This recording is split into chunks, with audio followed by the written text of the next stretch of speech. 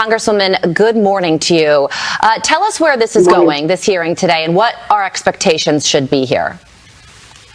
Well, we're uncovering a lot of discrepancies between what Dr. Fauci has told the committee and what his senior advisor and other staff members at NIH have told the committee. It's trying to get to the bottom of the accountability. Who is lying to this committee? Who's committing perjury? Who is responsible for the destruction of government records? Whose idea was it to use a Gmail, personal Gmail, instead of using government email to avoid freedom of information laws? That's what we're trying to uncover here, but also get down to the science component, right? We were told to follow the science. Now we find out that 6 feet apart was just a number they pulled out of thin air.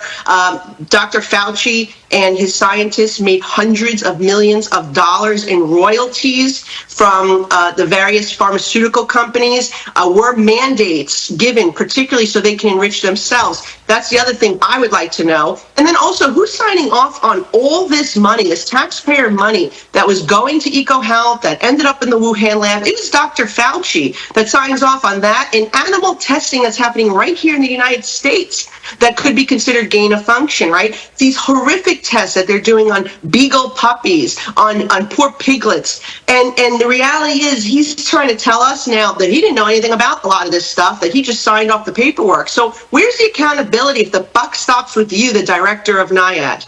Yeah, to me, to your point, Congresswoman, the thing that stood out the most is this overt effort to bypass the Freedom of Information Act laws that exist to give us, the American people, information. And his right-hand man there, Dr. David Morins, had emails leaked stating, quote, "I learned from our FOIA lady here how to make emails disappear." And another email suggesting that someone contact Fauci through a secret back channel. Now, Morins, during his testimony, was careful to avoid implicating Fauci. But do you believe Fauci knew?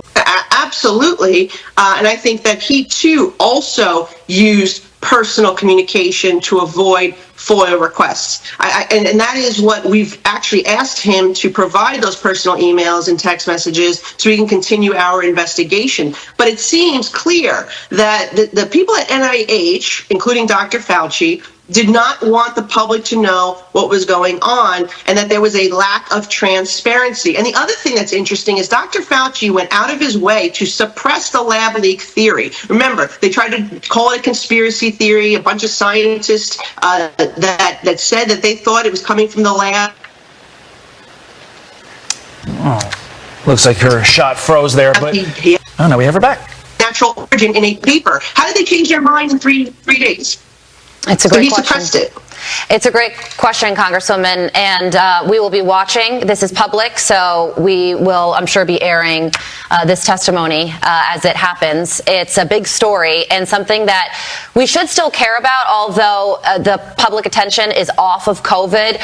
Really quickly, about 15 seconds to you in the time we have remaining. Why should people still care about this story?